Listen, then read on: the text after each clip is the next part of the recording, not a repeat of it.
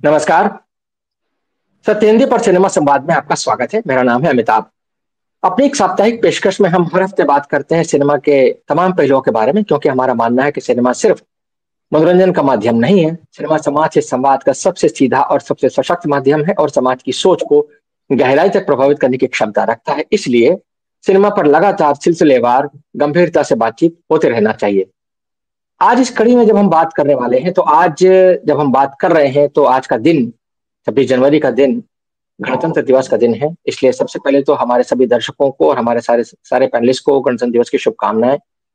जब हम गणतंत्र दिवस या 15 अगस्त जैसे दिनों पर बात करते हैं, तो नेचुरली एक देशभक्ति का, एक राष्ट्रवाद का एक नैरेटिव जो है वो कहीं ना कहीं दिमाग में घूम रहा होता है। और सिनेमा में किस तरह से देशभक्ति और राष्ट्रवाद का नैरेटिव शुरू से दिखाया गया है, उसमें क्या क्या तब्दीलियां हुई हैं और उन तब्दीलियों के क्या असरात हैं, क्या उनके इम्पैक्ट हैं, क्या उनके प्रभाव हैं, इन्हीं पर आज हम चर्चा करने वाले हैं। तो आज जो लोग हमारे साथ इस बातचीत में जुड़े, मैं उनसे आपका परिचय करा देता हूँ। मेरे साथ अजय ब्रह्मात्मा जी हैं, जो कि बहुत वरिष्ठ फिल्म समीक्षक हैं। मेरे साथ संजीत नार्वेकर साहब हैं, बहुत वरिष्ठ फिल्म विश्लेषक हैं, कई किताबें लिख चुके हैं। सौम्या बैजल जी हैं, टिप्पणीकार हैं, लेखक हैं, फिल्मों पर लगातार चर्चाएं हमारी जो है उनमें शामिल होती रहती है। हितेन पटेल साहब हैं, प्रोफेसर हैं, सिनेमा पर हमारी चर्चाओं में लगातार शामिल होते हैं। आप सबका बहुत बहुत धन्यवाद, बहुत बहुत स्वागत है।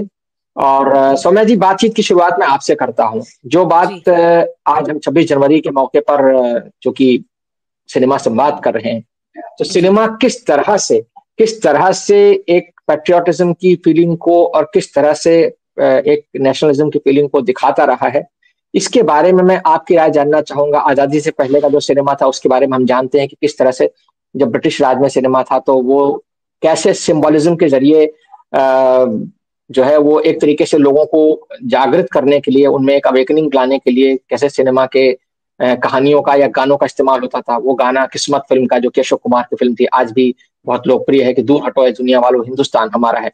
लेकिन उसके बाद हमने देखा है कैसे कैसे तब्दीलियां आई हैं। जब आजाद हो जी गया हिंदुस्तान, फिर नेहरू युग से लेकर के आज तक का जो दौर है, उसमें आप क्या चीजें देखती हैं, क्या असरात आपको नजर आते हैं और उनके क्या पॉजिटिव नेगेटिव इम्पैक्ट्स आप दर्शकों से शेयर करना चाहेंगी? आपकी राय। जी सभी को नमस्कार। और मेरे हिसाब से ये चर्चा आज के दिन पर बहुत ज़्यादा ज़रूरी है, क्योंकि हम शायद गणतंत्र दिवस पे भूल जाते हैं कि हम सेलिब्रेट क्या कर रहे हैं और किस बात पे आधारित है गणतंत्र बनना। तो संविधान और संविधान का क्या मतलब है हमारे देश में। और कभी कभी कुछ शब्द जैसे हटा दिए जाते हैं बिना कहीं कॉन्वर्जेशन के, चाहे वो सेक्युलर हो या भुला दिए जाते हैं, उनको याद रखना बहुत ज़्यादा ज़रूरी है। और कहीं 26 जनवरी एक एक डिपिक्शन ऑफ स्ट्रेंथ बन गया है then really what sovereign secular republic actually means. तो उस कॉन्टेक्स्ट के साथ मैं आपके सवाल पे आगे आती हूँ। मुझे लगता है कि जैसे हम हमेशा कहते हैं और आप अपने इंट्रोडक्शन में भी कहते हैं कि सिनेमा और कल्चर हैंड इन हैंड जाते हैं। तो जब एक हमारे देश का एक विजन था, एक कलेक्टिव बनना, तब हिंदुस्तान की बात हमेशा साथ में होती थी। तो हमारे जो गाने होते थे उसमें सब साथ होते थे। हिंदू मुसलमान सिख ईसाई का साथ में जिक्र होता था। एक एकता की बात होती थी, एक यूनिटी की बात होती थी।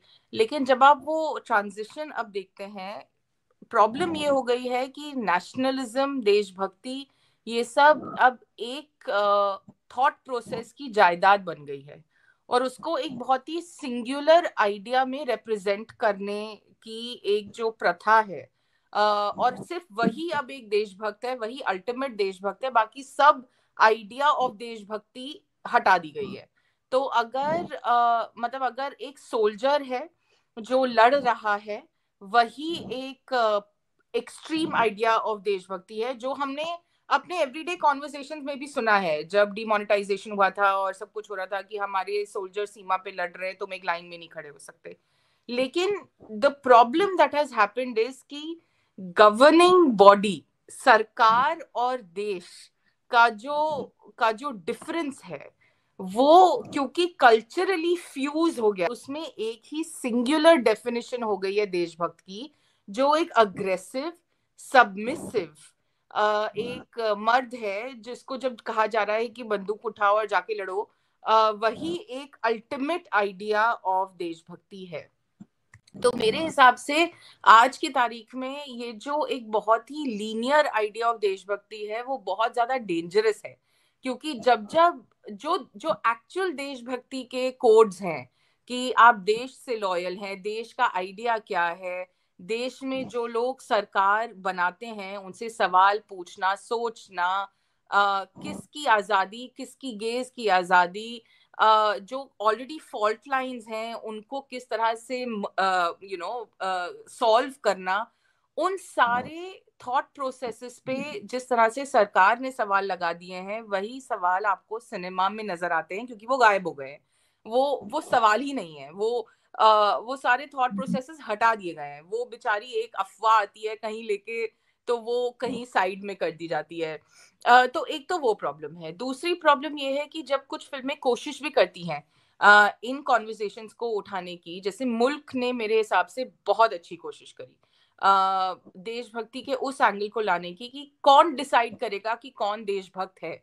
और ये जो एक सिनेमा ने एक तरह के मुस्लिम को ही पेंट किया है हमेशा विलेन के रूप में, उस पूरे आइडिया को तोड़ा और अच्छी तरह से तोड़ा, वो बहुत जरूरी था। और मुझे लगता है कि उस फिल्म की खासियत ये थी कि मुसलमान ने अपना नैरेटिव खुद बोला।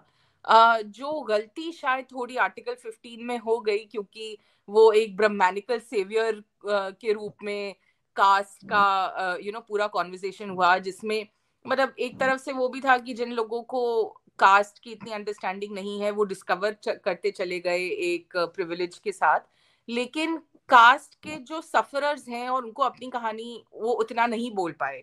तो मेरे हिसाब से जो उसमें कैरेक्टर था जो लूजली मॉडल था, अगर मैं कह सकूं आजाद पे, तो उनकी कहानी सुनना बहुत इंटरेस्टिंग रहेगा। लेकिन मुझे लगता है कि नेशनलिज्म इटसेल्फ की डेफिनेशन बहुत ज्यादा छोटी कर दी गई है, और उस चक्कर में हमें एक्चुअल नेशनलिज्म की डेफिनेशंस मिल नहीं रही हैं। दूसरी चीज मुझे ये लगता है कि जो करंट हमें डेफिनेशंस मिल रही हैं नेशनलिज्म की, वो एक बहुत ज्यादा majoritarian Hindu upper class upper caste जो देखना चाहता है डेफिनेशंस वही मिल रही हैं। और ये problem is fuelled by what the upper class wants to सी।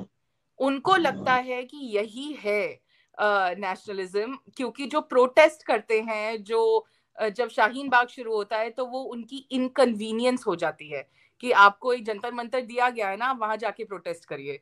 तो प्रोटेस्ट का जो एक इडियम है, वो प्रोटेस्ट क्यों करी जाती है, वो सारी चीजें डिमोनाइज कर दी हैं सरकार ने, तो वो आपको फिल्मों में नहीं नजर आती है। इसलिए मेरे लिए रंग दे बसंती नेशनलिज्म और पेट्रियोटिज्म के मापदंड पे एक बेहद जरूरी फिल्म है आज भी। क्योंकि प्रोटेस्ट क्या होती है, आवाम क्या होती है, वो एक बहुत बहुत इम्पोर्टेंट फिल्म है उस थॉट प्रोसेस से। और जो आखिरी फिल्म जिसका मैं जिक्र करना चाहती हूँ वो है स्वदेश, जिसने अभी हाल ही में 25 ईयर्स या 20 ईयर्स कंप्लीट करे हैं, जो जिसपे मेरा अभी एक हाल ही में लेख आया था आउटलुक पे। वो जो एक सॉफ्ट मैस्कुलिनिटी के साथ the responsibility of the educated middle class and the role that we have to play in solving the problems that the country is grappling with, मतलब चाहे वो कास्ट हो, चाहे वो क्लास हो, चाहे वो एजुकेशन हो, और आप वो जब रियलाइज करते हैं कि वो सारी प्रॉब्लम्स एक्चुअली जुड़ी हुई इकोनॉमिक इश्यूज से भी हैं, और उसमें आपका क्या रोल है, एक्टिव रोल क्या है, instead of just sitting and saying कि हाँ ये मेरी कंट्री की प्रॉब्लम है, वो फिल्म बहुत ज्यादा जरूरी है, along with an alternate idea of masculinity.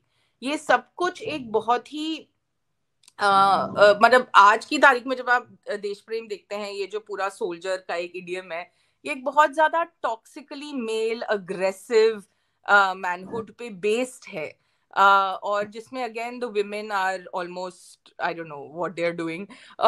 तो मतलब राजी भी जब आती है, बहुत ही पावरफुल फिल्म, बहुत ही अच्छी बनी हुई film, but the role is again that of a spy, and it's juxtaposed with that of a delicate frame of Alia Bhatt.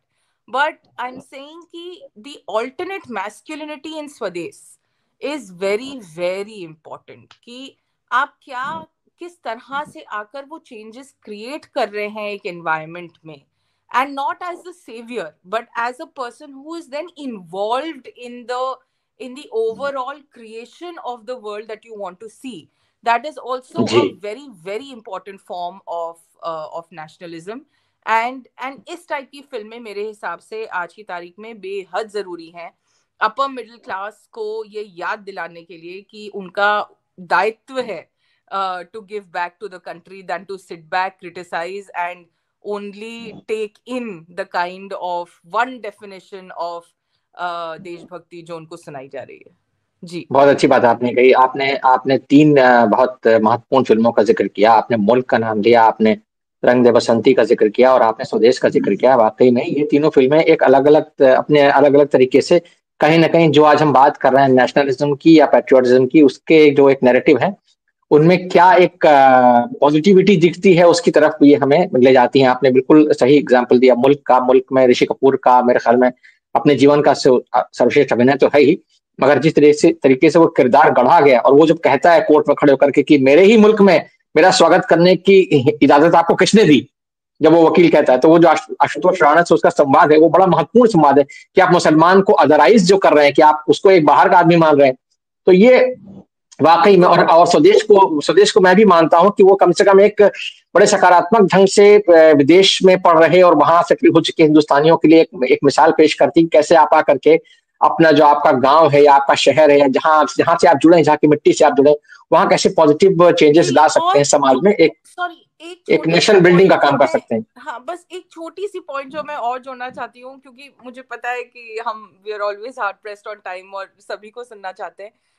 मेरे ख्याल से जो एक बहुत इंपॉर्टेंट चीज है वो स्पेशली जो स्वदेश ने करी, जो जिस तरीके की फिल्मों में हम हमेशा प्रेम की परिभाषा सुनते थे, जरूरी था कि देश प्रेम को हम प्रेम के परिवेश में कैसे देखें, और वो बहुत प्यारा था। तो चाहे वो म्यूजिक हो, चाहे वो जिस तरह से हमें याद आती है देश की, किस तरह से आपको भाषा, मसाले, स्मेल्स, टच, ये सारी चीजें, तो मुझे लगता है कि देश beyond an idea but the tactile truths of a country, ये सारी चीजें क्रिएट करती हैं वो प्यार। और मुझे लगता है वो प्यार का आइडिया है आज, लेकिन वो प्यार कहीं खो गया है सिनेमा में। तो मेरे ओपनिंग रिमार्क्स यही है। बहुत शुक्रिया, बहुत शुक्रिया, बहुत शुक्रिया सौम्या जी, आपने बहुत महत्वपूर्ण बिंदु उठाए हैं। मैं अजय जी आपके पास आता हूं। जो सौम्या जी ने बात कही कि एक अलग तरह का एक मिलिट्री नेशनलिज्म जो है वो हमारे ऊपर थोपा जा रहा है सिनेमा के जरिए, हम देखते हैं जिस तरह का एक एग्रेसिव कैरेक्टराइजेशन हो रहा है फिल्मों में, कि देशभक्ति का मतलब सिर्फ यही रह गया है कि आप चीखते हुए, चिल्लाते हुए नारे लगाएं और पड़ोसी मुल्क के बारे में या मुसलमानों के बारे में कुछ बहुत तीखी आक्रामक बातें करें, तभी शायद आपकी फिल्म जो है उसका दर्शकों पर असर पड़ेगा और उसका एक अलग तरह से उसको बॉक्स ऑफिस पर कामयाबी भी मिलेगी शायद, और लोगों में भी उसकी स्वीकृति बढ़ेगी। हमने देखा है कि पिछले लगभग 20-25 सालों में जिस तरह से सिनेमा में कैरेक्टराइजेशन हुआ है देशभक्ति के मामले में खास तौर से और नेशनलिज्म के मामले में भी, तो उसमें ये बदलाव सबको दिखाई दे रहा है कि कैसे आपने जो है देश की विविधता जो है जिसको हम सेलिब्रेट करते हैं, खासतौर से 26 जनवरी 15 अगस्त जब हम बात करते हैं, तो वहां जो पहले बात आती थी आज उससे बिल्कुल अलग आ रहा है। आपको क्या लगता है कि ये जो चीज है, क्या ये एक पॉलिटिकल नैरेटिव के असर में आ रहा है, या लोगों को लगता है कि नहीं, जो फिल्मकार है कि अब जो देश की राजनीति बदल रही है तो उस राजनीति के साथ कदम ताल मिलाने के लिए हमको भी अपने स्वर बदलने चाहिए? क्या आप इस पर क्या कहना चाहेंगे? जी, आप सभी को नमस्कार। और सौम्या ने बहुत अच्छी बात करी। एक मुल्क छोड़ के मैं बाकी उनके बातों से सहमत हूँ। मुल्क को मैं उतनी अच्छी फिल्म नहीं मानता, क्योंकि मेरा मानना है कि वो हिंदू बहू ला करके वो वही दिखाना चाह रहे थे कि हिंदू बहू ही एक मुसलमान की लड़ाई लड़ सकती है। वो बहू मुसलमान भी हो सकती थी, लेकिन वही जो मेजोरिटी के थ्रू माइनॉरिटी का भलाई करवाना है, वो अनुभव सिन्हा के यहाँ बहुत पहले से है। वो मुल्क में भी है और आर्टिकल 15 में भी है, तो वहां मैं डिसएग्री करता हूँ। खैर, बाकी चीजें अलग है। अभी जो आपने बात की, मैं अभी 2 दिन पहले एक फिल्म देख के आया, स्काई फोर्स, जो 65 के वॉर के ऊपर है। और वहाँ एक सैनिक हमारा मिसिंग इन द एक्शन हो जाता है, और कैसे 23 साल के बाद उसकी जानकारी मिलती है और फिर उसको महावीर चक्र दिया जाता है। और इसकी कहानी, और फाइटर जो पिछले साल आज ही के दिन रिलीज हुई थी, उसकी कहानी लगभग मिलती जुलती है। इन दोनों फिल्मों, और ये दोनों फिल्में एयरफोर्स को लेकर के हैं, एयरफोर्स पे ही तेजस भी हमने देखी है। तो दो तीन चीजें हैं जिस पर गौर करने की जरूरत है। मुझे लगता है कि एक तो दुश्मन हमारा सिर्फ पाकिस्तान है, लड़ाई हमारी सिर्फ पाकिस्तान से हुई है, ऐसा दिमाग में बिठा दिया गया है। जबकि हमारी लड़ाई चाइना से भी हुई है, और झड़पें तो होती रहती हैं चाइना से। हम सभी जानते हैं कि चाइना ने किस तरीके से हमारा कश्मीर के पास के कुछ इलाकों को हड़प लिया है गलवान में, और सब कुछ कर लिया है उसने, और हम खामोश हैं वहां पे। तो वहां पे कोई राष्ट्रभक्ति नहीं आती है, वहां कोई राष्ट्र प्रेम नहीं आता है।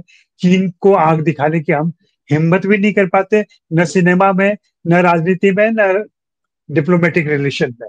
तो उसी से गाइडेड ये संकीर्ण राष्ट्रवाद जो है, जो थोड़ा बहुत धार्मिक भी हो गया है, वो लगातार पिछले 10 सालों से उसका स्वर तेज हुआ है। और एक तो हर फिल्म में आप ये संवाद सुनेंगे कि घर में घुस के मारूंगा। ये घर में घुस के कब से 65 की चर्चा हो रही है, 65 की लड़ाई हो रही है, उसमें घर में घुस के मारने वाली बात ही नहीं थी। तभी आप उसमें डायलॉग ले जाते हैं कि घर में घुस के मारूंगा। हमारे एक दोस्त हैं, वो रिसर्च कर रही हैं कि ये घर में घुस के मारूंगा संवाद आया कहाँ से। और बड़ा मजेदार दिया उन्होंने कि आपने दीवार की चर्चा की, कहा कि सबसे पहले इसका दीवार में इस्तेमाल हुआ था। वहां संदर्भ दूसरा देश नहीं था, वहां संदर्भ डाबर वाला था। डाबर बोलता है घर में घुस के मारेंगे। फिर कालीचरण में आता है जहां घर में घुस के मारेंगे। फिर हे बेबी में आता है जहां पे नीरज पांडे ने पहली बार इसका दुश्मन देश से इस्तेमाल किया, और वहां से वो मानते हैं कि ये मेरा पेटेंट है, मैंने इसका इजाद किया है, घर में घुस के मारूंगा।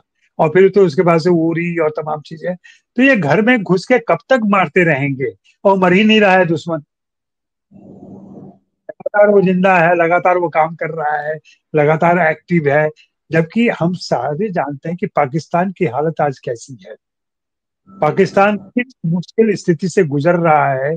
एक पड़ोसी देश के नाते हम लोग को सोचना चाहिए कि वहां कैसे शांति बहाल हो, वहां कैसे स्थिरता है, कैसे वो देश, पड़ोसी देश हमारा थोड़ा स्थिर होकर रहे, तो हम भी शांत रहे। लेकिन उससे नहीं मतलब है हमें। हमें तो मतलब है सिर्फ वो करो। और ये सिर्फ भारत पाकिस्तान के युद्ध और युद्ध परक फिल्मों को लेके ही नहीं है, तमाम हमारे नरेशन में, हमारे नैरेटिव में, सिनेमा में ये आ चुका है कि यही संकीर्ण राष्ट्रवाद है। राष्ट्रवाद और देशभक्ति तो यहाँ तक चली गई है कि अगर आप जय श्री राम नहीं बोलते हैं तो आप एंटी नेशनल हो जाएंगे। जय श्री राम नहीं बोलेंगे तो एंटी नेशनल हो जाएंगे। ये कौन सा राष्ट्रवाद है, कौन सी देशभक्ति हमें सिखाई जा रही है। और सारे, मैं तो एक बार कहूंगा कि आप एक बार इस पर हमारी बहस कीजिए कि राष्ट्रभक्ति के जो गीत लिखे गए हैं शुरू से लेकर अभी तक, उन गीतों को अगर एनालाइज करें, हर जगह शहीद होने की बात, हर जगह वहां पर मर जाने की बात, हर जगह धरती पर लुट जाने की बात, ये किस प्रकार की क्रांतिकारिता है। ये कौन सा राष्ट्र प्रेम है जहां आप सुसाइड करने के लिए तैयार हैं। मैं इसको देशभक्ति नहीं मानता। मेरे लिए कि आप कैसे शांति बहाल करते हैं, कैसे जिंदा रहते हैं, कैसे इस धरती को बचा के रखते हैं। और इस धरती को बचा के रखने के लिए सिर्फ युद्ध नहीं है।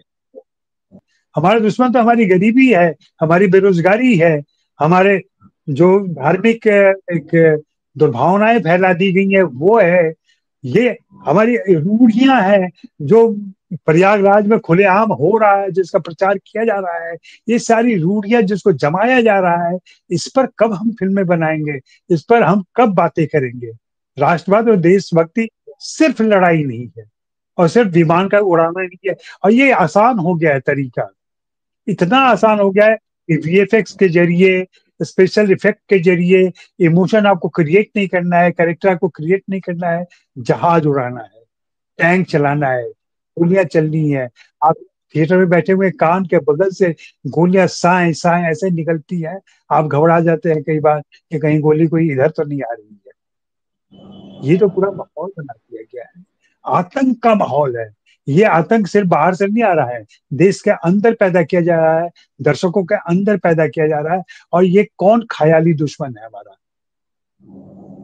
मैं तो ख्याली दुश्मन नहीं कहूंगा, क्योंकि अभी की जो स्थितियां है, जहां हम विकसित भारत अमृत काल में जी रहे हैं, उस अमृत काल में ऐसी फिल्मों की क्या जरूरत रह गई है?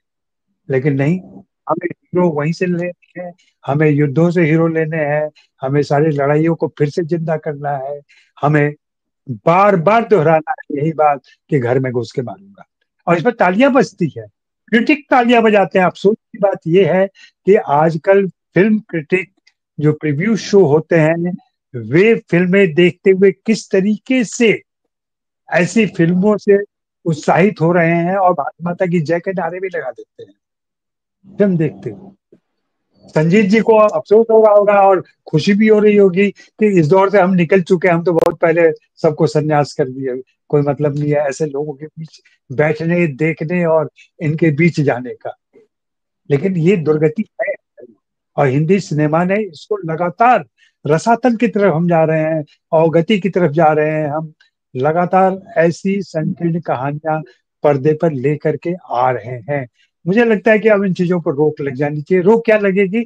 हमारे निर्माताओं को, निर्देशकों को थोड़ा ठहरना चाहिए, सोचना चाहिए कि आखिर देश निर्माण की बातें कैसे की जा सकती हैं। जो सौम्या जी ने कहा स्वदेश वाली बात, स्वदेश बहुत अच्छा उदाहरण है। स्वदेश जैसी फिल्में अगर बने तो देश में एक भावना भी आएगी। लेकिन का क्या करेंगे सर? अब रील भी देखे तो रील पे भी यही सब चल रहा है, एक एक व्हाट्सएप पे भी यही चल रहा है। हमारे मैसेज भरे रहते हैं इस तरीके की दुर्भावना से, इस तरह के संकीर्ण संवादों से, इस तरह के संकीर्ण वीडियो से।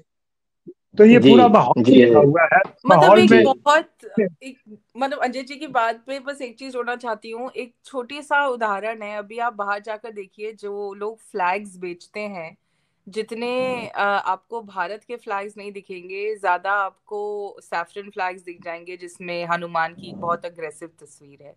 वो अपने बिल्कुल आप में एक आउट नंबर कर बहुत दिया है, बड़ा राष्ट्रीय झंडे को आउट नंबर कर दिया गया है। बिल्कुल और तमाम इमारतों में जो पिछले साल राम मंदिर बनने के समय जो झंडे जी लगे थे, वो झंडे आज तक नहीं उतरे हैं। बिल्कुल वो बिल्कुल, झंडे वो आज है तक हमारी लहरा रहे हैं। रियलिटी।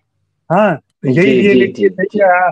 और हमारे अंदर वो चीजें लगातार दिखाई जा रही है, बताई जा रही है। और अगर आप झंडा उतारने की बात करें, हमने अपनी बिल्डिंग में बात की कि भैया झंडा क्यों लगा हुआ है, अरे अरे बिल्कुल मत कहिए, लोग दुखी हो जाएंगे, नाराज हो जाएंगे, ऊपर तक बात चली जाएगी। अभी ऊपर कौन बैठा हुआ है नहीं पता।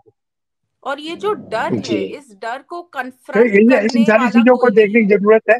बाकी लोग और एग्जैक्टली देखते बिल्कुल हैं क्या बोलते हैं बिल्कुल फिर। बिल्कुल थोड़ा बिल्कुल। सा नहीं, जो आपने जो बात कही अजय जी, वो मेरे ख्याल में और आपने उसमें बहुत सारे पहलू समेट लिए हैं। जैसे आपने क्रिटिक्स का भी जिक्र किया, क्रिटिक्स कैसे रिएक्ट करते हैं फिल्मों पर, जो कि उनको एक आलोचनात्मक दृष्टि रखनी चाहिए, लेकिन वो जब तालियां बजा रहे हों इस तरह की बातों पर, तो जाहिर बात है ऐसी फिल्मों को कहीं ना कहीं एक तरीके से प्रोत्साहन मिलता है उनके द्वारा भी, जिनको कि इसकी आलोचना करनी चाहिए कि ये प्रवृत्ति ठीक नहीं है सिनेमा के लिए। लेकिन ये भी सही है कि सिनेमा का अपना एक जो एक पक्ष रहा है, उसमें जो आपने क्रांतिकारी वाली बात कही कि साहब हमेशा शहीद दिखाने की क्या जरूरत है, ऐसा मेरे ख्याल में कहीं ना कहीं लोगों को वो चीजें अपील करती हैं कि हाँ भाई, देश के नाम पर मर मिटने की कहानियां जो है, चूंकि एक सैनिक हो या और आम नागरिक भी हो, जब आजादी की लड़ाई की जिक्र होता है तो उसमें भी बहुत सारे लोगों ने अपनी जान दी है, तो उसके वो कहीं ना कहीं उस आख्यान को वो मजबूत करती है। लेकिन आपने एक बहुत इंटरेस्टिंग बात कही थी, प्रयागराज वाली, कुंभ वाली जो आपने बात की, तो मुझे याद आ गया कि ममता कुलकर्णी देखिए बैठे बैठे महामंडलेश्वर बन गई हैं। उन्होंने संन्यास ले लिया और उन्होंने अपना ही पिंडदान वगैरह कर दिया है। तो ममता कुलकर्णी जो अभिनेत्री थी, वो बहरहाल वो महामंडलेश्वर बन गई, धर्म की ध्वजा उनके हाथों में रहेगी। बहरहाल वो एक मुद्दा अलग है। चलिए मैं संजीत जी के पास आता हूँ। संजीत जी, आपसे मैं जो बातें अजय जी और सौम्या जी ने कही हैं उनको समेटते हुए मैं आपसे चाहूंगा कि आप जरा थोड़ा इतिहास में भी जाएं, क्योंकि हम जो बात कर रहे हैं, जिस तरह से हमारा एक इतिहास रहा है, जो बात हमने शुरू में बहुत एक दो सेंटेंसेस में कही थी, थोड़ा विस्तार से उसका आप विश्लेषण करें, क्योंकि आप सिनेमा के इतिहास की भी जानकारी रखते हैं। तो कैसे वो चीजें शुरू हुई, जो बात हमने अशोक कुमार की फिल्म किस्मत में देखी कि वो फिल्म तो जो है वो एक अलग तरह की कहानी है, उसमें पहली बार एक एंटी हीरो दिखता है, लेकिन उसमें एक गाना आया, दूर हटो ये दुनिया वाला हिंदुस्तान हमारा है। तो वो गाना जो है कैसे एक अचानक से एक देशभक्ति के उसमें आ जाता है, और एक फिल्म जो है, फिल्म का बिल्कुल, फिल्म की कहानी बिल्कुल अलग है, लेकिन उस कहानी में कैसे ये गाना आ जाता है, और कैसे वो गाना जो है आज भी 26 जनवरी और 15 अगस्त को बजता है, जबकि मतलब अब वैसी स्थिति नहीं है, स्थितियां नहीं है, लेकिन फिर भी तो वो जो चीजें थी वो किस तरह से आज के हमारे नैरेटिव को प्रभावित कर रही है, या कैसे उनमें बदलाव आया, जरा इसके बारे में हम थोड़ा आपसे जानना चाहेंगे संजीत जी। सौम्या जी और अजय ने बात करने के बाद मुझे ऐसे लग रहा है, इतने विस्तार में उन्होंने सब कुछ समझाया है, मुझे लगता है कि ममता कुलकर्णी की तरह मैं भी संन्यास ले लूं और ये जवाब देने से बचूं।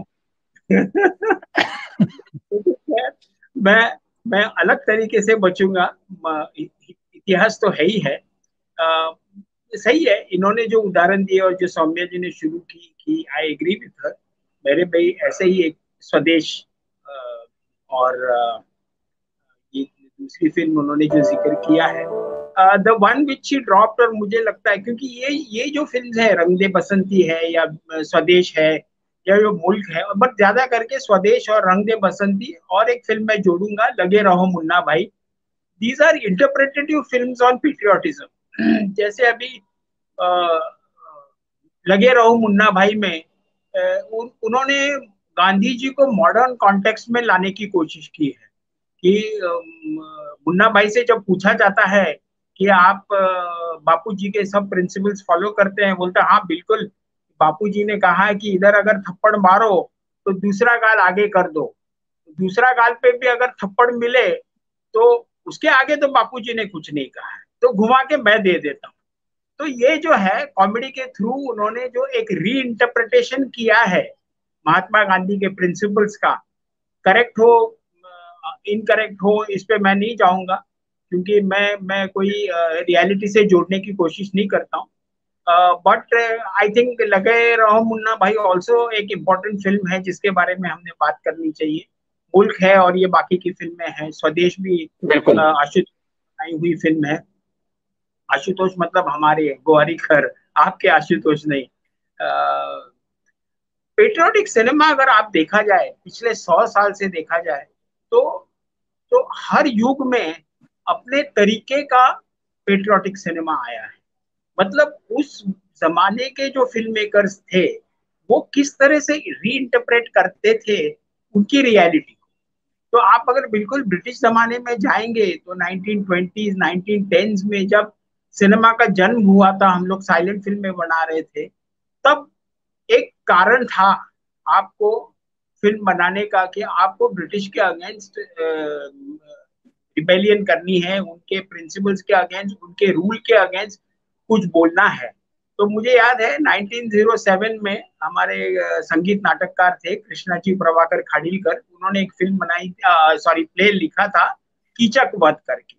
अब कीचक वध तो आपको मालूम है कि पांडवों का अज्ञातवास जो है महाभारत में, तो उसने इस तरह से दिखाया था कि जो सैरांद्री है, जो द्रौपदी का जो द्रौपदी नाम लेके आती है, तो द्रौपदी और Sairandhri is Mother India and Keechak is Lord Curzon, जिसका कार्यकाल 1905 में खत्म हो गया था।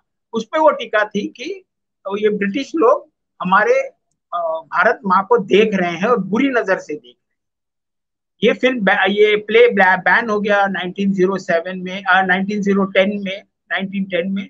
और उसके बाद बाबूराव पेंटर ने पहली फिल्म बनाई 1920 में जिसका नाम था सैरंद्री, जिसमें यही स्टोरी थी, बहुत चली। तो उस वक्त की अगर आप फिल्में देखेंगे तो बाबूराव पेंटर ने जितनी भी फिल्में बनाई, उन्होंने शिवाजी महाराज का एक डिस्गाइज लेके एंटी ब्रिटिश फिल्में बनाई, जैसे सिंहगढ़ में 23 में बनाई, कल्याण खजीना बनाई, आरजी तोरने ने भगवा झंडा बनाई, भाजी पेंडारकर की वंदे आश्रम तो 5 बार बैन हो गई, 5 बार सेंसर के पास गई, थोड़ा चेंज करके वापस सबमिट हो गई, वापस आती थी और इवेंचुअली वो फिल्म परमानेंटली बैन कर दी 5वीं बार।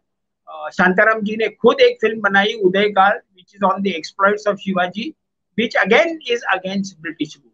तो तब के फिल्म मेकर समझ गए थे कि अगर अपने को ब्रिटिश रूल्स के अगेंस्ट कुछ करना है तो इशारों में बात करनी चाहिए। अगर डायरेक्टली आप ब्रिटिश के अगेंस्ट जाओगे तो कुछ नहीं। और 1943 तक मेरे ख्याल से अपने इंडियन फिल्म मेकर इतने बोल्ड हो गए थे और ब्रिटिश इतने थक गए थे कि आपने जो इस गाने का जिक्र किया, दूर हटो ये दुनिया वालों, वो तो काफी मतलब ऐसे लगता है कि इंसर्ट है, जैसे आजकल के जमाने में आइटम सॉन्ग इंसर्ट होता है जिसका कुछ लेना देना नहीं होता है फिल्म से। उसी तरह से उस जमाने में ज्ञान मुखर्जी जो गुरुदत्त के गुरु थे, उन्होंने सोचा होगा चलो एक गाना घुसेड़ देते हैं, क्योंकि 43 का जमाना था और हम लोगों का rebellion was out in the open. आप अगर सेकंड फेज देखेंगे पेट्रियोटिक फिल्म्स का तो 48 से 52 तक आप देखेंगे इमीडिएटली 1948 में दो तीन फिल्में आई। एक तो शहीद आई जो दिलीप कुमार और कामिनी कौशल और चंद्रमोहन की फिल्म थी। लव स्टोरी का डिस्गाइज था, लेकिन असली बात ये है कि ये फ्रीडम फाइटर है दिलीप कुमार, और उसके पिताजी चंद्रमोहन ये जज हैं हाई कोर्ट के, और उसी के सामने वो मुकदमा आ जाता है और किस तरह से वो आगे चलता है। तो शहीद बहुत चली। तो उसी साल में हेमंत गुप्ता ने 42 बनाई 1942, जो बंगाली में उसका नाम भूली नहीं था। और फिर बिमल रॉय ने पहला आदमी बनाई on the activities of the Indian national army. फिर रमेश सहगल जिसने शहीद बनाई थी, उसने अगले 1950 में समाधि बनाई जो इंडियन नेशनल आर्मी थे। अशोक कुमार हीरो था शेखर के नाम से, और गाने तो बहुत अच्छे ही थे। और 1952 में हेमंत गुप्ता ने आनंद मठ बनाई विच इज ऑन द सन्यासी रेबेलियन। तो ये 5 साल का जो दौर था, they were reliving the activities of the freedom fighters during the British era, और खुल के बात कर सकते थे। तो British became the enemy just as Pakistan is the enemy now। enemy तो चाहिए ना, हर पिक्चर में आपको एक एडवर्सरी तो चाहिए ही चाहिए, वरना फिल्म ही नहीं बनेगी। मुझे लगता है सबसे इम्पोर्टेंट फेज है जो हम लोग अभी थोड़े बहुत दोहरा रहे हैं, वो फेज है 1950s का, जब पेट्रियोटिज्म को एक अलग कलर दिया गया। और वो है कि it is not patriotism, but जैसे आपने जिक्र किया कि नेशन बिल्डिंग है, नेशनलिस्टिक सिनेमा है। जैसे शांताराम ने अपना देश, दहेज, 3 बत्ती 4 रास्ता बनाई 50s में, राज कपूर ने आवारा, बुक पॉलिश, श्री 420, जागते रहो, जिस देश में गंगा बहती है, मैं पूरा डिकेड में कुछ ना कुछ बनाते रहे। बी.आर. चोपड़ा ने एक ही रास्ता बनाई, नया दौर बनाई, साधना बनाई, धूल का फूल बनाई, धर्मात्मा बनाई, धर्मपुत्र बनाई, महबूब ने अमर मदर इंडिया। कहने का मतलब क्या है कि सारे फिल्म मेकर्स 1950s में उसी कार्य में जुटे रहे कि नेशन बिल्डिंग, करप्शन की बात करते थे, जो बुरे प्रैक्टिसेस हैं दहेज जैसे, या तो जो लैंग्वेज प्रॉब्लम आने वाला है 3 बत्ती 4 रास्ता जैसे, या तो जिस देश में गंगा बहती है में डेकॉइट का प्रॉब्लम जो हो गया था लेट 50s और 60s में, कि बहुत सारे गांव के लोग भाग के डकैत बन गए थे और उनको मेन स्ट्रीम में लाना था to the work of nation building. तो ये एक फेज होके गया मेरे हिसाब से, that was the most important phase, patriotism through nation building through nationalistic cinema. चौथा फेज तो सब जानते हैं, हमारे भरत कुमार, मनोज जी, उन्होंने झंडा हाथ में पकड़ के उपकार बनाई, पूरब और पश्चिम बनाई। और उपकार में तो उन्होंने वो स्लोगन लिया जो लाल बहादुर शास्त्री ने दिया था, जय जवान जय किसान। सिमिलरली जो उन्होंने पूरब और पश्चिम में, हमेशा सोचता हूँ ये बड़ा बड़ा अजीब काइंड ऑफ ये है कि पूरब और पश्चिम के बारे में सोचता हूँ तो मुझे जिस देश में गंगा बहती है याद आ जाती है, फॉर द सिंपल रीजन जिस देश में गंगा बहती है का वो जो नारा था कि वापस आ जाओ, मेन स्ट्रीम में आ जाओ, नेशन बिल्डिंग में लगाओ अपना पूरा एनर्जी। उसी तरह से पूरब और पश्चिम में ये कहता है कि आप जो सब एनआरआई बाहर चले गए हैं और ग्लैमरस लाइफ जी रहे हैं, वापस इंडिया में आओ और नेशन बिल्डिंग का ये करो। तो मोर और less it is the framework is the same. और फाइनल जो फेज अभी जो बात कर रहे थे पेट्रियोटिक फिल्म्स का, एक तो 1990s और थोड़ा सा 2000 के बिगनिंग में ज्यादा करके बायोग्राफिकल पेट्रियोटिज्म नजर आया अपने को। और ज्यादा करके अपने फिल्म प्रोड्यूसर्स पंजाबी होने के वजह से उनको दो ही पेट्रियोटिक लोग लगे, एक तो भगत सिंह और दूसरा उधम सिंह, जिसने जलियांवाला में स्क्वायर पे जाके गोलियां चलाई लंदन में। तो हमने देखा कि भगत सिंह पे 3 फिल्में बनी, एक ही साल में 3 फिल्में बनी, one with Ajay Devgn, one with Bobby Deol and third one. Udham Singh पे भी सोनू जो सूद 3 फिल्में, मैं भूल गया तीसरे फिल्म का नाम। सोनू सूद बने थे भगत सिंह। तो सोनू सूद ये ने भगत दोनों सिंह का रोल निभाया था जी। पेट्रियोटिक बायोग्राफिकल्स का डेंजर ये है, जो हम लोगों ने 3-4 फिल्मों में देखा। एक मतलब सरदार, जहाँ परेश रावल वल्लभ भाई पटेल बने थे। गांधी, जहाँ बेन किंग्सले गांधी बना था। सचिन खेड़ेकर बोस में, मतलब श्याम बाबू की फिल्म थी, नेताजी सुभाष चंद्र बोस। और अभी हाल ही में विकी कौशल ने जो सैम बहादुर, सैम मानेकशॉ की भूमिका की है। अब क्या है, ये जब बायोग्राफिकल्स जब करते हैं ये लोग, तो जैसे अभी विकी कौशल का आप एग्जांपल लीजिए, बहुत मेहनत ली उसने, बहुत चाल पिकअप की, बोलने का ढब पिकअप किया, सब कुछ पिकअप किया। लेकिन जिन लोगों ने श्याम मानेकशॉ को देखा है, जैसे मैंने देखा है, श्याम मानेकशॉ को देखा है, इंदिरा गांधी को देखा है, तो आपको ये लगता है कि यार ये सही नहीं है, ये बंदा वो नहीं है। तो इसमें ये बहुत बड़ा डेंजरस काम है कि आप बायोग्राफिकल पे जाए। और फाइनली अभी जो दौर चल रहा है, और वो भी एक्सप्लॉइट्स ऑफ द आर्मी। देखिए, बहुत सारी फिल्में 1997 में बॉर्डर बनी, जेपी दत्ता ने लोंगेवार वॉर पे जो बनाई, उसके बाद गाजी अटैक आई 2017 में।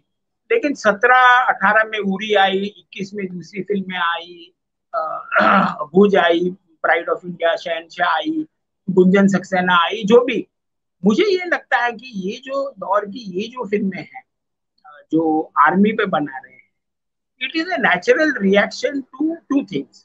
One is, जैसे कि अजय ने कहा कि it is the reaction of the people. जब क्रिटिक्स भी तालियां बजाते हैं, critics are supposed to stand at a distance and observe what is happening, होता नहीं है, they are also human, तब वो भी तालियां बजाते हैं। इसका ये मतलब है कि on the economic level they are presenting films which are wanted by the people. सही है बुरा है, मैं इसमें कमेंट नहीं कर रहा हूँ, लेकिन these are films which are finding the approval of the people, and the line of least resistance for every producer is, चलो यार जो बिकता है वो बनाओ।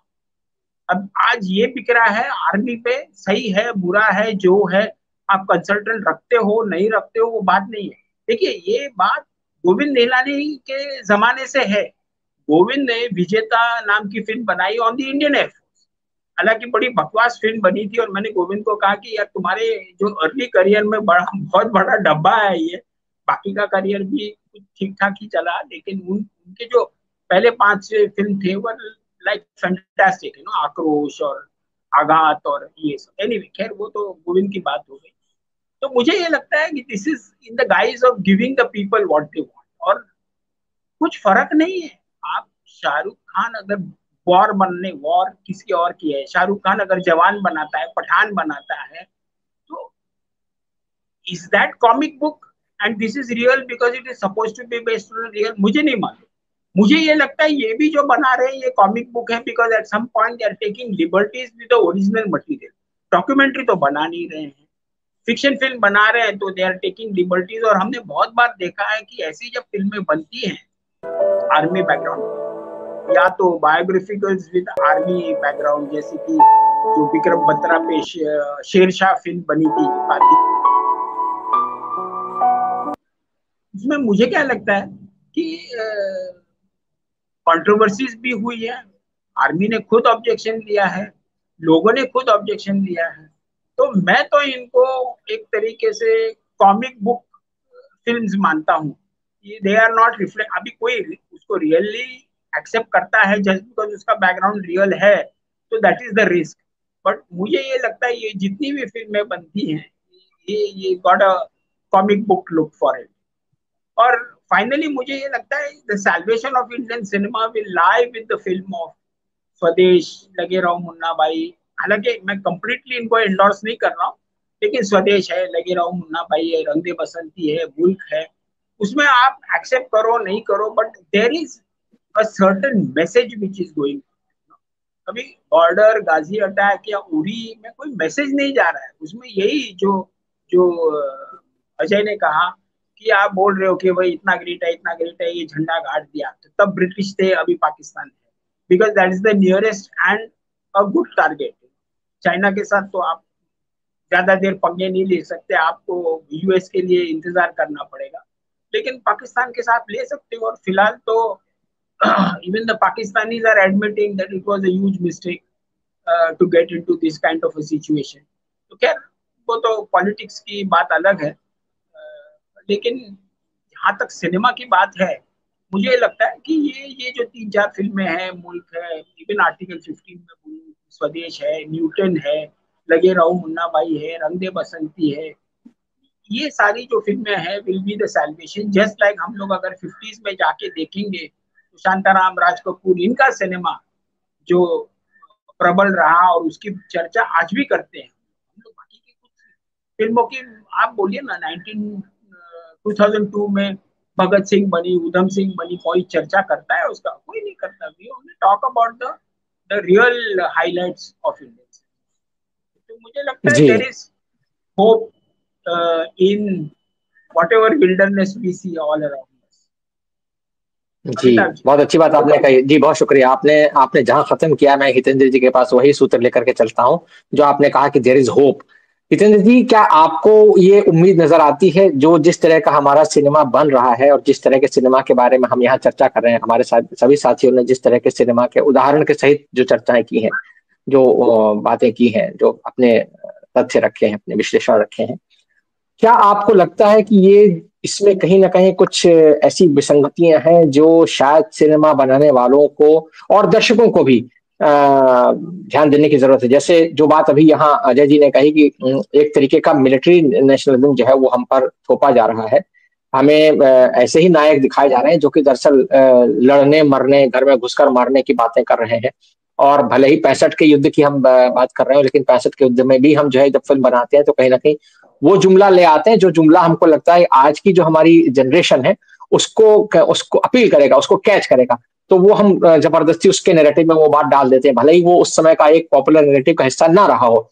आप क्या कहेंगे इसके बारे में? ये जो एक हाइपर नेशनलिज्म हमारे ऊपर सिनेमा के जरिए प्रत्यारोपित किया जा रहा है, क्या ये आपको लगता है कि ये वास्तविकता में हमको ज्यादा बेहतर राष्ट्रभक्त या देशभक्त बनाने की तरफ ले जा रहा है, या जो राष्ट्र निर्माण की बात जो स्वदेश जैसी फिल्मों के जरिए आती है, वो थोड़ा सा कहना चाहिए कि बहुत शांत तरीके से आपको बताते हैं कि हाँ, किस तरीके से आपको अपने समाज में अपनी एक सकारात्मक भूमिका देखते हुए आपको लोगों के बीच में जाकर काम करना चाहिए?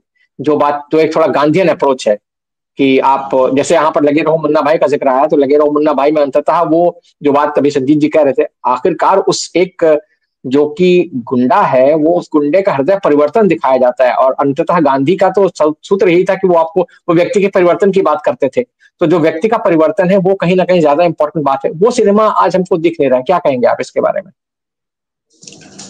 नमस्कार।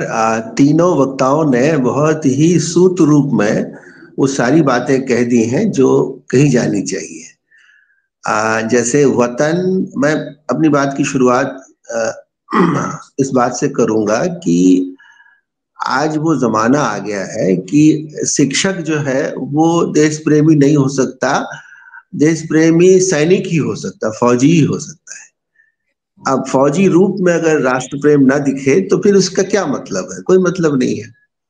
सौम्या जी ने जहां से बात शुरू की थी वो वतन और देश का एक मामला बनता है। देखिए, हम लोगों ने वतन को देश के हवाले कर दिया है और देश को सरकार के हवाले कर दिया है। तो हमारी फिल्मों की जो सांस्कृतिक स्मृति है उसमें वतन को एक रूप में लिया गया है। काबुलीवाला का वो गाना याद करिए, ए मेरे प्यारे वतन। तो ये ध्यान देने वाली बात ये है कि काबुलीवाला जिस वतन की बात कर रहा है वो लेकिन बाहर का कोई वतन है, और भारतीय फिल्म प्रेमी उसको अपने साथ स्वीकार कर रहे हैं।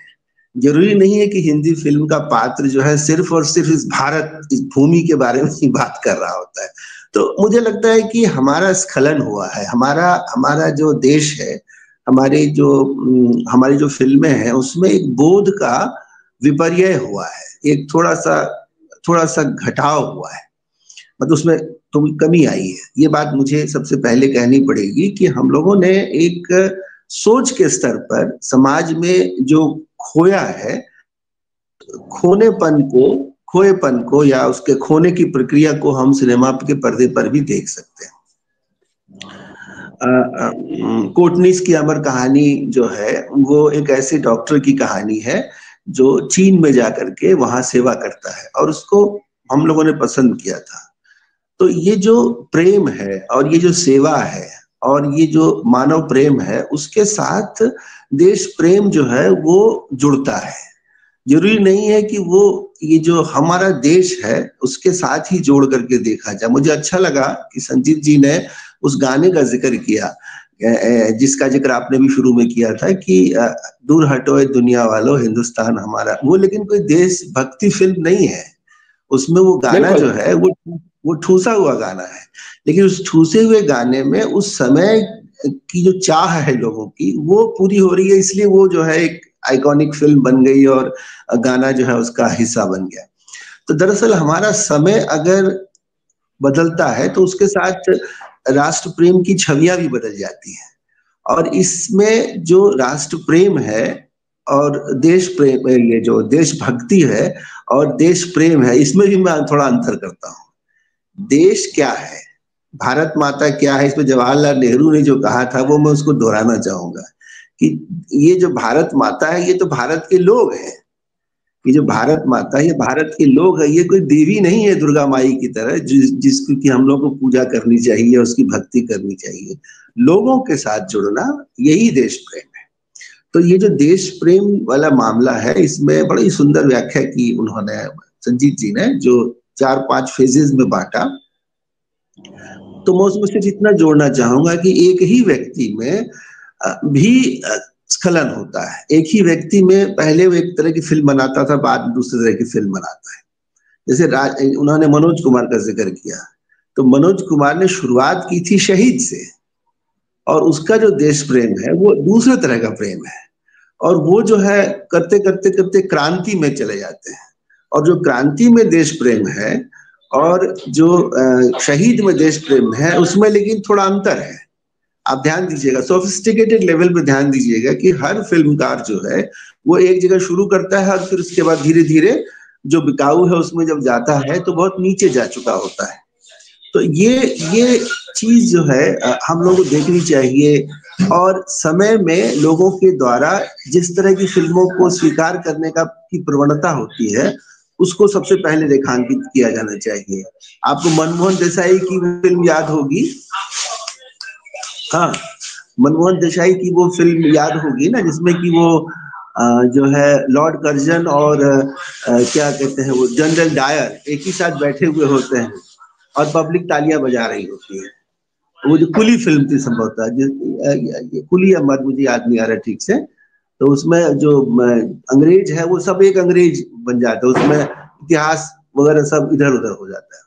तो इस तरह की जो व्याख्या की गई है उसमें अंततः जो है घर में घुस के मारेंगे, यही उसकी परिणति हो सकती है। ये तो मुझे एक बात कहनी है और इसकी व्याख्या भी करना जरूरी है। ये जो आया है हमारे यहाँ, ये जो घर में घुस के मारेगा भाव, ये चलो हटो दुनिया वालों हिंदुस्तान हमारा से कैसे जुड़ा हुआ है, यहाँ पर हमको इतिहास में जाना पड़ेगा। और मुझे ये लगता, हेलो, सुन पा रहे हैं मेरी बात? हाँ जी जी, हाँ बोलिए बोलिए। ये जो नेशन बिल्डिंग की जो बात की संजीत जी ने, उस दौर में बहुत अच्छी फिल्में बनी थी, और वो एक पॉजिटिव साइड है हमारे देश प्रेम के विस्तार को समझने के लिए। उसमें जो पात्र होते हैं वो सामाजिक सुधार, समाज का एक तरह से पुनर्निर्माण एक खास तरीके से करते हुए देश की सेवा ही की बात तो कर रहे हैं। लेकिन उसमें दिक्कत यहाँ आ गई कि ये सभी लोग जो हैं वो स्टेट की तरफ बढ़ रहे हैं, और यहाँ पर मुझे थोड़ी आपत्ति है, क्योंकि मनोज कुमार सब कुछ बनाते बनाते जो है अंत में वो ये जो इंदिरा गांधी में जा के प्रति जो समर्पण कर देते हैं, वो रोटी कपड़ा और मकान में, जिसमें कि इंदिरा गांधी को लगभग महात्मा गांधी की तरह इंस्पायरिंग बना के पेश करना, कि वहां का जो स्मगलर है वो जो है वो इंदिरा गांधी की स्पीच, वो भी इमरजेंसी के समय की जो स्पीच है लगभग, उस समय की स्पीच को सुन के इतना प्रभावित हो जाता है कि वो अपना सब कुछ को देश याद आ जाता है। तो ये जो राज्य के सामने समर्पण वाला जो भाव है, ये लेकिन उसी नेशन बिल्डिंग प्रोसेस के भीतर से कैसे निकल करके आया, ये भी देखना पड़ेगा। इसी की अगली कड़ी है कि जब हम ग्लोबलाइजेशन में घुसते हैं, तो ग्लोबलाइजेशन के घुसते ही जो है हम लोगों का जो रोमांस था वो भी बदल जाता है। दिलीप कुमार का रोमांस और शाहरुख खान का रोमांस एक नहीं है। राज कपूर का राजू और राजू बन गया जेंटलमैन जो है, वो दोनों एक नहीं है। नाम भले ही एक हो, लेकिन ये दुनिया जो बदली है, एक है राष्ट्रीय आंदोलन के दौरान, एक है राष्ट्र निर्माण के उस संकल्प के दौरान, और उसके बाद जो बिखराव आया है उस 80s वाला, उसको मैं छोड़ देता हूं। लेकिन ये ग्लोबलाइजेशन का जो समय है, ये न्यू मिडिल क्लास के बनने का समय है, ये अर्बन है, और इसमें जो है एग्रेशन है। ये जो ग्लोबलाइजेशन की प्रक्रिया है, उसके साथ अगर जोड़ के देखेंगे तो हमको समझ में आ जाएगा कि प्रेम का भी उतना ही व्यवसायीकरण हुआ है जितना कि देशभक्ति का। आज देशभक्ति जो है, वो देशभक्ति बिकाऊ होनी चाहिए और लुभाऊ होनी चाहिए। ये जो जवान वगैरह फिल्में बना रहे हैं, ये जो क्या कहता है, एक था टाइगर, ये सब फिल्में भी जो है वो उतनी ही बकवास हैं जितनी कि कंगना रनौत की ये सब जो फिल्में हैं ना, वो सब जो एग्रेसिव नेशनलिज्म की। तो ये चीजें, इन चीजों का ट्रेंड जो है वो एक दूसरे से मिला हुआ है, इसलिए घर में घुस के मारेंगे, ये जो है ये उसी की स्वाभाविक परिणति है ऐतिहासिक प्रोसेस में। और सिनेमा को इसके लिए दोष देना ठीक है। समाज में अगर परिवर्तन नहीं होगा तो I don't see any hope. समाज में परिवर्तन होना अनिवार्य है, अन्यथा आप फिल्मों को दोष मत दें। तालियां बजा रहे हैं क्रिटिक इसलिए भी क्योंकि हमारे दर्शक भी उसके साथ तालियां बजा रहे हैं। तो दर्शकों से ये जो क्रिटिक की जो दूरी है, इसको समझ लेने पर लगता है कि समाज ही गड़बड़ दिशा में जा रहा है। तो बेचारे फिल्म बनाने वालों को कितना दोष दिया जाए। उनसे अपेक्षाएं की जा सकती है कि बीच बीच में थोड़ा बहुत हम लोगों को समझें और हमारी चिंताओं को समझें, लेकिन अब ये ऐसा ही दौर चलने वाला है अगर हमारा समाज सचेत नहीं हुआ तो। जी बिल्कुल, आपने जो बात कही है, हाँ बिल्कुल वही सूत्र लेकर मैं सौम्य जी के पास चलता हूँ। हम अपने कार्यक्रम के अंतिम हिस्से की तरफ बढ़ रहे हैं। मैं बहुत संक्षेप में छोटी छोटी टिप्पणी आप सबसे चाहूंगा। सौम्य जी, एक तो आपसे निवेदन है कि आप अपना हेडरूम ठीक कर लीजिए। हेडरूम आपका बहुत ज्यादा है। हाँ हाँ, हमारे पीसीआर से लगातार आपके लिए संदेश। सॉरी जी जी जी, परेड करते करते आराम की मुद्रा में चली गई। ठीक है ठीक है। तो ये जो बात हितेंद्र जी कह रहे थे, दरअसल वहाँ बहुत सारी चीजें उन्होंने जो कही है, ये बात तो ठीक है कि समाज जब तक नहीं बदलेगा तब तक जो है वो सिनेमा पर दोष डालना ठीक नहीं। लेकिन सिनेमा और समाज का जो अंतर संबंध है, जिसके बारे में हम अक्सर चर्चाएं करते रहते हैं, जो हमारे कार्यक्रम की एक तरीके से देखा जाए तो मूल आधार है कि भाई सिनेमा जो है समाज को कैसे प्रभावित करता है। तो ऐसे में समाज सिनेमा को प्रभावित करेगा या सिनेमा समाज को प्रभावित करेगा, ये एक सवाल तो है ही। साथ में क्या आपको लगता है कि जो हम नेशन बिल्डिंग की बात कर रहे हैं लगातार, जो जिसका जिक्र आपने भी किया स्वदेश का नाम लेकर के, या अगर हम 50s में चले जाएं तो जो सिनेमा था, चाहे वो एक तरीके से बिमल रॉय का सिनेमा, चाहे सुजाता जैसी फिल्में ले लीजिए आप, जो एक अलग तरह से नेशनल बिल्डिंग करती हैं, या यश चोपड़ा की फिल्म धूल का फूल, जिसका की गाना बहुत अच्छा, आज भी बहुत कहना चाहिए प्रासंगिक है कि तू हिंदू बनेगा ना मुसलमान बनेगा, इंसान की औलाद इंसान बनेगा। ये जो गाने हैं, जी जी, इस तरह के गानों की आज जरूरत है, लेकिन आज वो चीजें आपको दिख नहीं रही है। आप क्या कहेंगे इसके बारे में? देखिए, दो चीजें हैं अमिताभ जी। एक जो हितेंद्र जी ने बात कही, उसी को आगे लेके जाते हुए, ये आई थिंक सभी के लिए समझना बहुत जरूरी है, जो हमारे दर्शक भी हैं, कि फिल्में क्या लोगों के लिए बन रही हैं या मार्केट के लिए बन रही हैं। पैसा फिल्में बनवा रहा है और जहां से पैसा आएगा वो उस हिसाब से फिल्में बन रही हैं, इसमें कोई दोहराई नहीं है। और वो मार्केट रियलिटीज इस कदर टाइट हैं कि आप एक फॉर्मुलाइक फिल्में बना रहे हैं जहां शायद इन कॉन्वर्सेशंस की जगह नहीं है, क्योंकि आपको पता नहीं पैसे बनाएंगी या नहीं। और अगर आप बनाने की कोशिश भी करते हैं कोई फिल्में, तो वो चलने नहीं दी जाती हैं, वो आती नहीं है। तो फिर वही कॉन्वर्सेशन आता है कि सिनेमा बनाने वाले लोगों के लिए हम जो दर्शक हैं, कितना आसान कर रहे हैं उनके लिए वो फिल्में बनाना जो हम देखना चाहते हैं। और उसमें एज व्यूअर्स हमारी रिस्पॉन्सिबिलिटी क्या है? हम क्यों नहीं लड़ झगड़ के अफवाह की स्क्रीनिंग्स करवाते हैं? हम क्यों नहीं ये कहते हैं कि फिल्म फेस्टिवल्स के दायरों से निकल के वो फिल्में 100 रुपए के टिकट्स में भी मल्टीप्लेक्सेस में आए, जहां हम और हम जो अब मिडिल क्लास के पास तो ड्राइवर्स होते हैं, हम 7 फिल्में देखें। सिंगल स्क्रीन थिएटर बंद हो चुके हैं। सिंगल स्क्रीन थिएटर जहां 50 रुपए की 25 रुपए की टिकट खरीद के बैठकर एक फिल्म अपनी कहानी देख सकते थे, जब वो थिएटर ही बंद हो गए तो वो कहानियां क्यों दर्शाएगा कोई? तो ये जो एक इकोनॉमिक रियलिटी है उसको डेंट कहाँ से किया जाए? जो फिल्में इन कहानियों को दर्शाती हैं वो फिल्म फेस्टिवल्स में ही रह जाती हैं, वो ओटीटी तक नहीं पहुंच पाती। ओटीटी पे भी आती हैं तो बहुत मतलब मुट्ठी भर लोग उन्हें देखते हैं। And there is an elitism in film. Film was supposed to be the most democratic medium, लेकिन उसमें भी अब क्लास का एलिटिज्म आ चुका है एंड उसमें ये बहुत बड़ी प्रॉब्लम है। तो शायद अब वक्त है कि फिल्म मेकर्स से रिक्वेस्ट करी जा सकती है कि आप वो फिल्में बनाइए जो हम देखना चाहते हैं, लेकिन हमारी रिस्पॉन्सिबिलिटी है कि हम कितना आसान करें कि वो फिल्में बना पाएं। एज व्यूअर्स, जी as critics, as a broad based film fraternity कहाँ दिखा सकते हैं वो बिल्कुल। फिल्में? अगर तकनीक चेंज हो गई है, अगर आपको उतना पैराफिनेलिया नहीं चाहिए अब फिल्में बनाने के लिए, आईफोन पे फिल्में बन सकती हैं, क्यों नहीं घर घर में फेस्टिवल्स हो रहे हैं? क्यों नहीं क्राउड फंडिंग हो रही है फिल्मों के लिए, जहां वो बना पाए वो फिल्में? तो ये सारी चीजों के लिए शायद हम लोगों को, जो क्रिटिक्स हैं जो वहां तालियां बजा रहे हैं, शायद हम लोग सब मिलके सोचें कि आसान करें उन लोगों के लिए वो फिल्में बनाना जो हम देखना चाहते हैं। तो ये बात। दूसरी बात, मुझे लगता है कि जितने भी डायरेक्टर्स हैं, जितने भी फिल्म मेकर्स हैं, मुझे लगता है कि हम सब बहुत कंपार्टमेंटलाइज होकर ये कॉन्वर्जेशंस कर रहे हैं। यहाँ पर भी हम सब बैठे हैं जो जो एक तरह से बहुत पैशनेट है सिनेमा के बारे में। शायद इसी कॉन्वर्जेशन में अब यहाँ से हम सबको उठ के जाना होगा फिल्म मेकर्स के पास और समझना होगा कि अगर वो भी यही सोच रखते हैं तो कहाँ अटक रहे हैं, वो क्या है जहां ये ब्रिज करे जा सकते हैं गैप्स, जिससे कि वो फिल्में बने।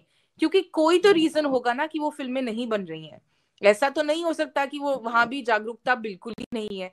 कमर्शियल रियलिटीज होंगी, अपनी रिस्ट्रिक्शंस होंगी, लोग नहीं मिलते होंगे, जो भी रीजंस हैं, कहाँ कहाँ वो प्लग कर सकते हैं हम गैप। क्योंकि मुझे लगता है कि फिल्म इंडस्ट्री भी आज बहुत आइसोलेशंस में चल रही है। जो आइसोलेशंस को ब्रेक करना भी सभी की रिस्पॉन्सिबिलिटी है। तो मुझे लगता है कि हम अपने आप क्या कर सकते हैं वो भी सोचना बहुत जरूरी है। और तीसरी बात, मुझे लगता है कि inspiration of film needs to come from conversations that matter. अगर आप ध्यान से संजय रजौरा, वरुण ग्रोवर, स्नेहा खनवलकर, अतुल कुलकर्णी, शीबा चड्ढा, ये क्या शेयर करते हैं इंस्टाग्राम पे, क्या बोल रहे हैं ये artist stand up comedy spaces में, इंटरव्यूज में, बहुत डीपली पॉलिटिकल कॉन्वर्सेशंस होते हैं इनके, आर्ट में, म्यूजिक में, पर्सनालिटी में, जेंडर पे। वहां से आती हैं कहानियां, वहां से आते हैं नोशंस ऑफ नेशनलिज्म, वहां से आती हैं वो चीजें जो कल्चर को शेप करती हैं। वो फिल्में बनानी होंगी, वो फिल्में नहीं जो सारी एक जो मार्केटिंग की एक चेकलिस्ट होती है कि अच्छा हीरो आ गया, हीरोइन ने एक आइटम सॉन्ग कर दिया, एक हुक स्टेप है या नहीं है। अगर फिल्में वैसे बनेंगी तो फिल्में हमें ऐसी ही दिखेंगी जैसी हम देख रहे हैं, और वहां पे जी सारी टिक मार्क्स हो जाएंगे, वो फिल्म पैसे बना लेगी, लेकिन वो फिल्म नहीं होगी, फिर वो कुछ और ही होगा। लेकिन बिल्कुल, अगर आपने जो फिल्म बात बनानी कही है, है जी जी तो कहीं और से जी देखनी होगी। जी जी बिल्कुल, बहुत शुक्रिया। आपने जो बात कही है उसी उसी पर आज की बातचीत को खत्म करते हैं, क्योंकि बात जो है दरअसल यहाँ पर सिनेमा और जो उसको देखने वाले हैं उनके अंतर संबंधों का मसला सबसे महत्वपूर्ण हो जाता है। आप कुछ कहना चाह रहे हैं संजीत जी? मैं भी बस कुछ कहना चाह रहा हूँ। एक ही लाइन कहूंगा, which is an extension of what Soumya has said, and that is every society gets the cinema it deserves. So correct, आप ठीक है। आपने डिक्टेट किया है कि इस तरह का सिनेमा चाहिए, उसी तरह का सिनेमा आपको मिलेगा और मिल रहा है। तो और ये बिल्कुल ठीक। फाइनल बात कि जैसे यूट्यूब पे सबसे डेमोक्रेटिक चैनल है, बट वहां भी पे पर व्यू है। अगर आप वहां देखेंगे तो इवन सिनेमा संवाद का अगर आप एनालिसिस करेंगे तो आपको पता चलेगा कि जब हम अशोक कुमार की, धर्मेंद्र की, इसकी बात करते हैं तो इमीडिएटली व्यूज बढ़ जाते हैं, और जब हम ऐसी सब दूसरी चर्चा करते हैं तो इतना व्यूज राष्ट्रभक्ति की आता है। बात करें। तो बिल्कुल बिल्कुल। हाँ अजय जी, आप कुछ कह रहे थे, आप कुछ कहना चाहते हैं अजय जी? मैं यही कह रहा था कि सौम्या जी की विश संक्षेप में। लिस्ट हाँ से, हाँ सौम्या जी की विश लिस्ट से हम सभी की सहमति है, लेकिन सच्चाई बहुत कठोर और क्रूर है। बिल्कुल अभी जो ताजा फिल्म रिलीज हुई है उसका एक उदाहरण दूं मैं, ये कैशबैक पर चल रही है, आपको शायद पता हो, सिर्फ 25 रुपए में सिनेमा का टिकट मिल रहा है। तो सारा खेल जो चल रहा है ना, उसको बगैर समझे ये विश लिस्ट बनाना अपनी जगह ठंडा पड़ जाता है। खेल ये चल रहा है कि हमें कुछ सेलिब्रिटी पैदा करना है जिसके जरिए बिजनेस करना है। वीर पहाड़िया नाम का एक नया लड़का आया है जो अनंत अंबानी का दोस्त है, उसने उसके लिए फिल्म बनाई है। जियो सिनेमा इस फिल्म को इंडोर्स कर रहा है। जियो सिनेमा आपको कैशबैक दे रहा है। आप 300 रुपए के टिकट खरीदिए, 250 रुपए आपको कैशबैक मिल जाएगा। नेक्सस है ये हाँ, पूरा एक तो ये पूरे नेक्सस में आपका विश लिस्ट तो धरा का धरा रह जाएगा ना। बिल्कुल वही तो प्रॉब्लम है। बिल्कुल, ये बहुत इंपॉर्टेंट बात है। हितेंद्र जी, आप कुछ कहना चाहेंगे अंत में? हितेंद्र जी? नहीं, बहुत अच्छी बातचीत हुई, और वो अजय जी ने हम लोगों को सावधान किया। मुझे लगता है कि हम लोगों को मिलजुल करके ना ये जो लोगों की रुचि परिवर्तन की तरफ सामूहिक प्रयास करना पड़ेगा। ये साहित्य के मामले में यही संकट है, ये फिल्म पर भी यही संकट है, और कन्वर्सेशन में भी ये दिक्कत हो रही है। ये लंबी लड़ाई है, आपने बात कही है, सही, लंबी लड़ाई है। बिल्कुल बिल्कुल, ये लंबी लड़ाई है, और अभी सिनेमा संवाद के जरिए हमारी कोशिश यही है कि इस लड़ाई को, इसको जारी रखा जाए कि कैसे हम दर्शकों की रुचियों में थोड़ा सा बदलाव ला सकें, या कैसे उनको एक अच्छे सिनेमा की तरफ प्रेरित कर सकें, जो दरअसल पॉपुलर सिनेमा ही नहीं है, या जो जो कहना चाहिए जिसको, जो कमाऊ सिनेमा ही नहीं, बल्कि जिसमें कहीं ना कहीं गुणवत्ता भी है, जो आपके जीवन को, आपके जीवन मूल्यों को प्रभावित करती है और आपको एक अच्छा नागरिक, एक अच्छा बेहतर इंसान बनाती है। संजीत जी ने जो बात कही वो बात बिल्कुल अपनी जगह, वो भी कड़ू सत्य है कि आप जब पर्सनैलिटीज के बारे में बात करते हैं तो आपको ज्यादा लोग देखते हैं, लेकिन जब आप ऐसे विषयों पर बात करते हैं जहाँ की गंभीरता है, जहाँ दार्शनिकता है, यहाँ जहाँ विश्लेषण की ज्यादा वो व्यवस्था रहती है, वहां पर लोगों की दिलचस्पी शायद थोड़ी कम आती है। लेकिन हम अपेक्षा यही करते हैं अपने दर्शकों से कि वो जो है वो सिनेमा और समाज के इस अंतर संबंध को समझेंगे, और ये समझेंगे कि कैसे एक अच्छा सिनेमा एक अच्छे समाज के लिए बहुत जरूरी है। तो उसको समझते हुए जब आप इन चर्चाओं में हिस्सा लेंगे, तब आपको जाहिर बात है इसका एक नया, एक कहना चाहिए रूप दिखाई देगा और फायदा दिखाई देगा। बहरहाल इस बातचीत के लिए आपका बहुत बहुत बहुत शुक्रिया आप सभी का, और दर्शकों का भी धन्यवाद कि उन्होंने बहुत सब्र के साथ इसको देखा सुना। हम फिर किसी नए विषय के साथ हाजिर होंगे, तब तक के लिए धन्यवाद, नमस्कार। नमस्ते नमस्ते।